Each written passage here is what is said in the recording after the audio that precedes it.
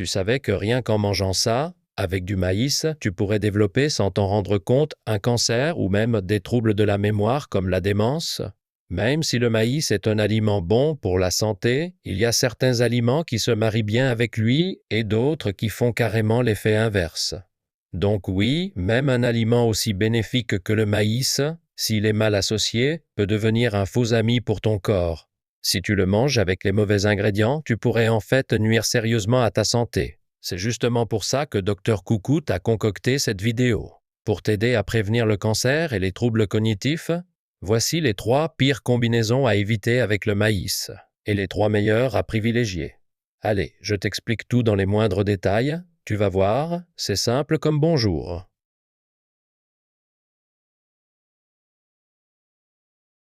Tu savais que même avec un aliment aussi sain que le maïs, il y a des gens qui devraient éviter d'en manger et d'autres qui risquent de se faire du mal en le combinant avec certains aliments.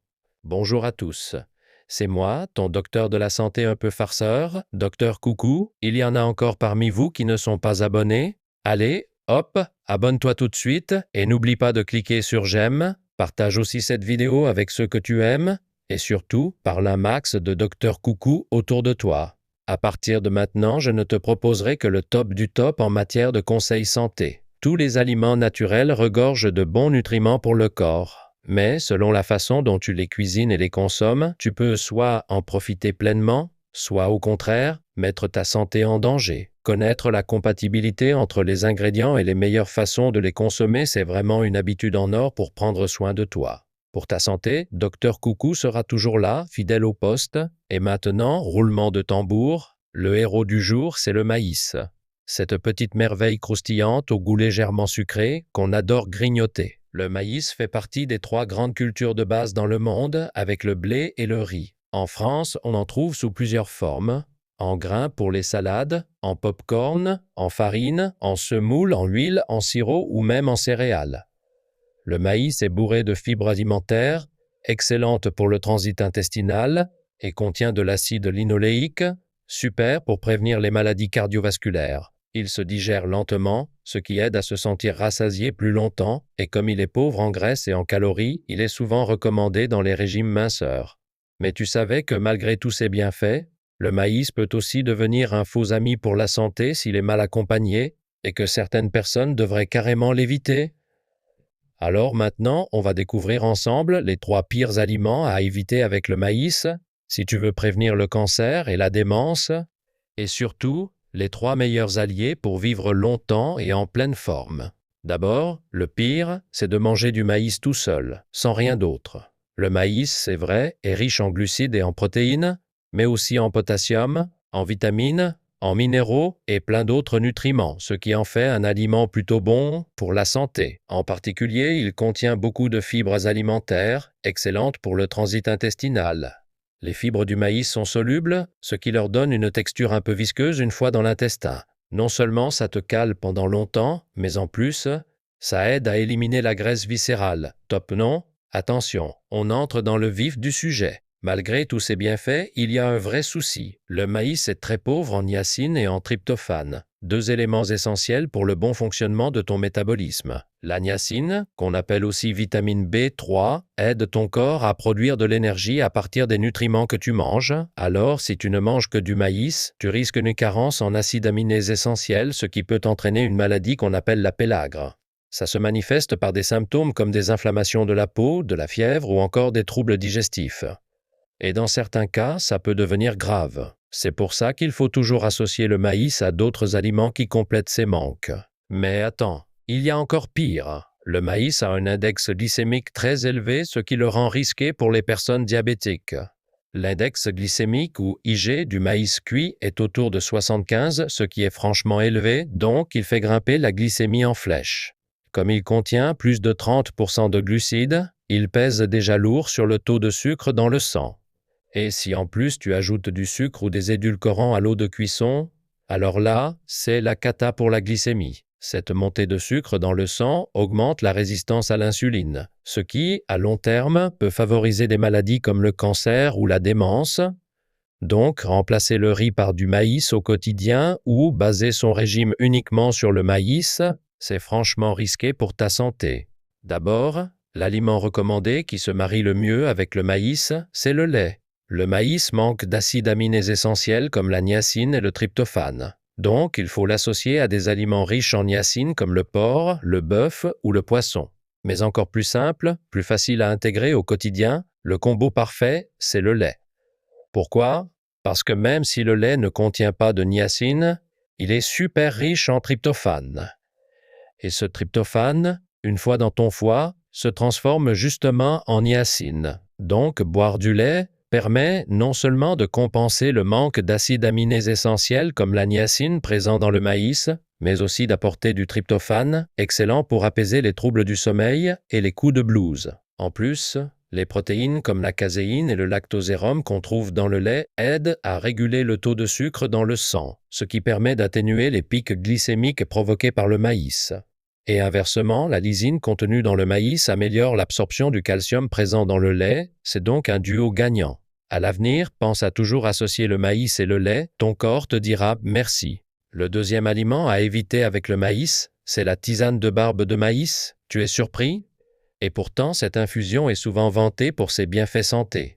La barbe de maïs contient en effet de puissants antioxydants comme les flavonoïdes et l'acide chlorogénique, excellent pour ralentir le vieillissement cellulaire. Elle aide aussi à éliminer les radicaux libres de l'organisme, ce qui prévient les mutations cellulaires. En plus, la lutéoline qu'elle contient favorise la dégradation des graisses, ce qui permet de réduire la masse graisseuse et d'évacuer les inflammations chroniques ainsi que les toxines, donc oui, c'est plutôt prometteur.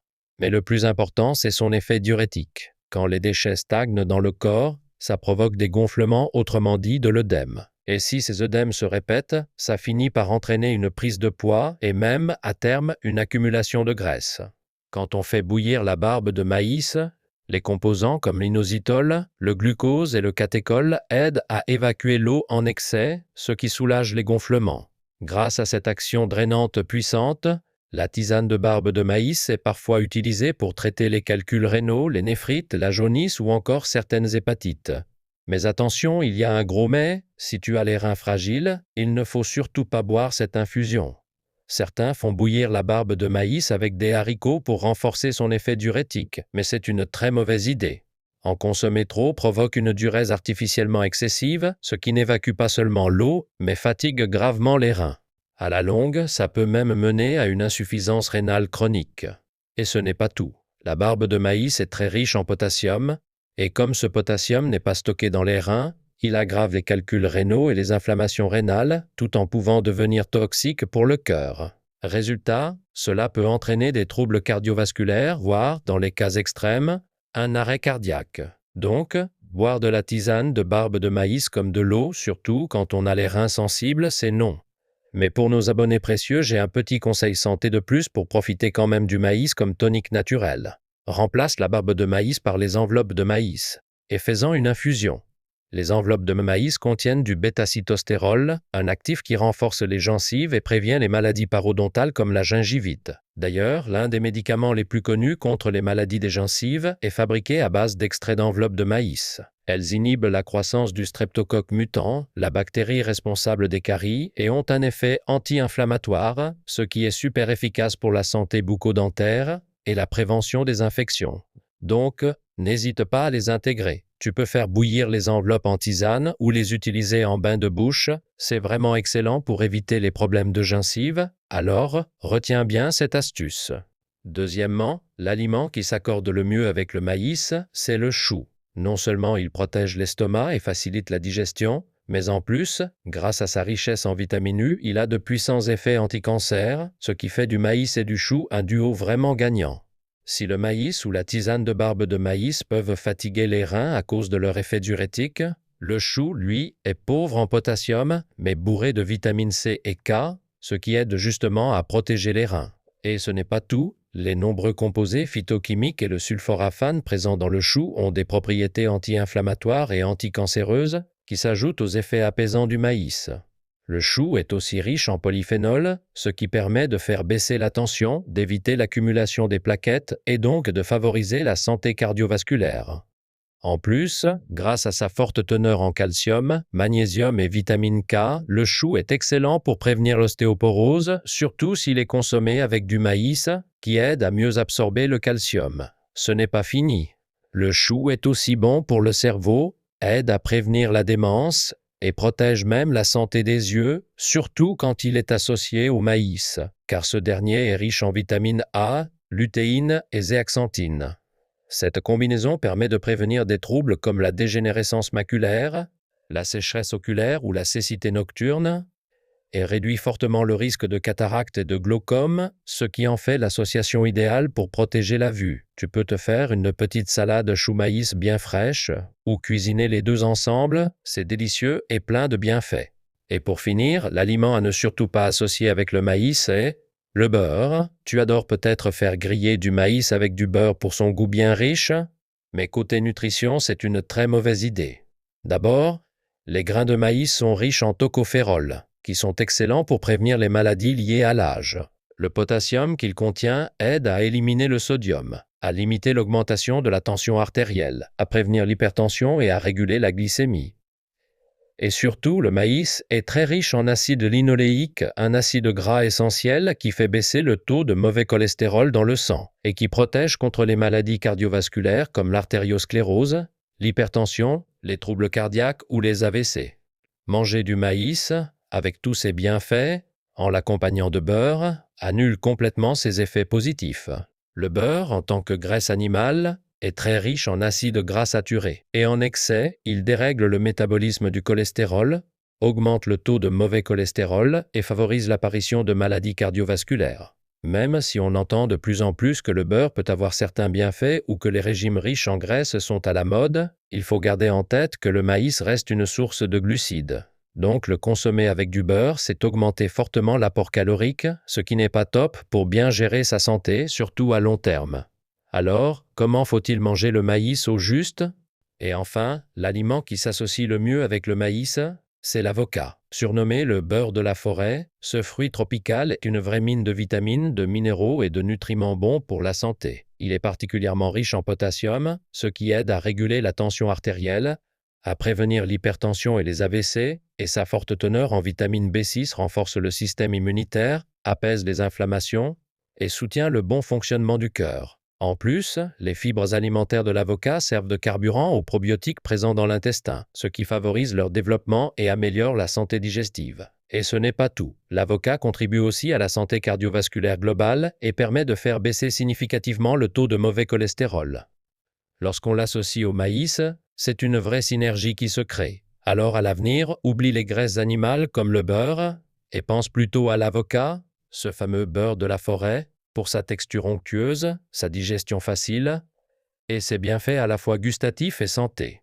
Jusqu'à maintenant, on a découvert ensemble 3 aliments à éviter avec le maïs et 3 associations au top. Allez, on récapitule. Plutôt que de consommer le maïs tout seul, pense à l'accompagner de lait et si tu as les reins fragiles, fais bouillir la barbe de maïs pour en faire une infusion au lieu de la consommer n'importe comment.